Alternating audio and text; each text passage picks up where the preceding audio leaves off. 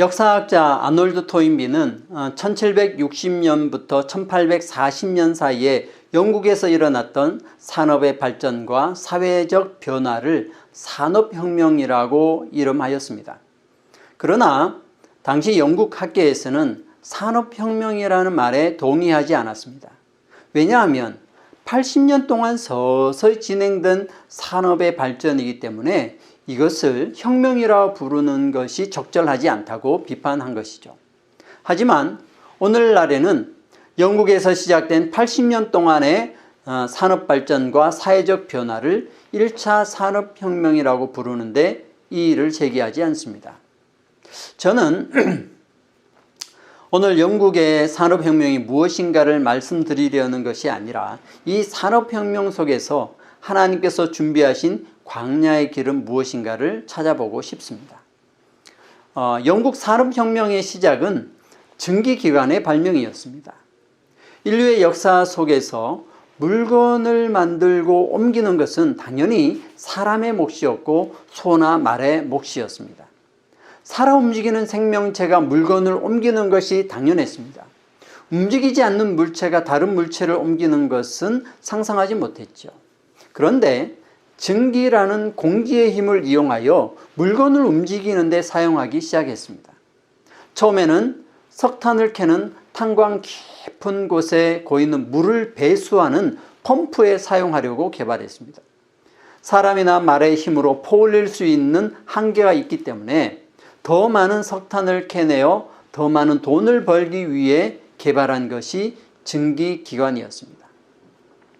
처음에 개발된 증기기관은 위험하고 비효율적이었죠. 사람들이 별로 관심을 보이지 않는 기계장치였습니다. 하지만 석탄업을 하는 사람들이 돈을 조금이라도 더 벌기 위해서 계속 개발하다 보니 안정적인 증기기관이 되었죠. 사람들이 증기기관의 효용성을 알게 되면서 여러 곳에 적용하기 시작하였습니다. 당시 가장 많은 수요가 있었던 면직을 짜는 방적기에 적용되었습니다. 큰 힘을 내는 동력기가 되어서 군수산업에 사용되기 시작했습니다.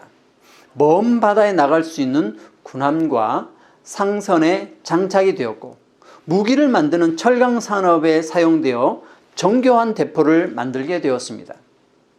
증기기관의 엔진과 증기기관으로 만든 정교한 대포를 장착한 영국 군함이 세계를 제패하기 시작했습니다. 이 증기기관의 힘으로 영국은 1820년에 해가 지지 않는 대영 제국이라는 칭호를 얻게 되었습니다. 증기기관은 모든 사람에게 유용한 것은 아니었습니다. 당시 전통적 가내 수공업을 하던 사람들에게는 실직의 아픔을 주었습니다. 그들은 공장 노동자가 되어 일을 했지만 공장주들이 임금을 많이 주지 않아서 빈곤에 시달렸습니다. 그래서 노동자들이 노조를 결성하였습니다. 그리고 기계가 우리를 빈곤하게 만든다는 생각으로 기계 파괴 운동, 러다이트 무브먼트를 하였습니다. 기계가 없어지면 다시 예전과 같은 생활을 할 수 있을 것이라고 기대했던 것이죠. 하지만 증기기관의 유용성을 빨리 깨달은 사람들은 공장을 만들었습니다. 그래서 새로운 부를 축적하게 되었죠. 공장이 세워지면서 도시가 형성되었습니다. 도시가 형성되면서 사회가 변화되었고 교육이 변화되었고 문화가 변화되었고 정치도 변화되었습니다. 새로운 힘이 등장하면서 모든 질서가 새롭게 만들어졌습니다. 증기기관은 인류의 역사 속에서 오랜 세월 동안 전혀 생각하지 못했던 힘을 사용하는 기계였습니다.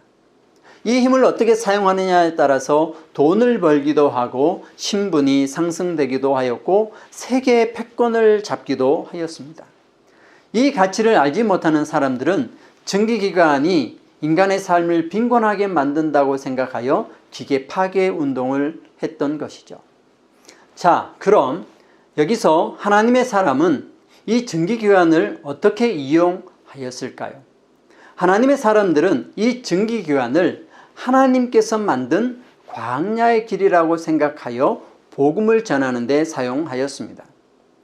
영국이 증기기관으로 만든 배를 타고 세계로 뻗어갈 때 윌리엄 캐리는 그 증기기관선을 타고 인도에 가서 인도 선교의 아버지가 되었습니다. 로버트 토마스 선교사님은 그 증기기관선을 타고 조선이라는 작은 나라에 와서 목숨을 내어주면서 복음을 전하였습니다. 이 증기기관선을 타고 가서 복음을 전하는 곳에 성령께서는 생명수의 강이 흘러넘치도록 해주셨습니다. 하나님께서는 이때에 새 일을 행하시며 광야의 길을, 사막의 강을 내셨습니다. 산업혁명을 통하여 우리에게 주시는, 하나님의 백성에게 주시는 새로운 길, 광야의 길은 바로 증기기관. 그 증기기관을 통하여 하나님의 사람은 복음을 전하는 길로 사용하였습니다.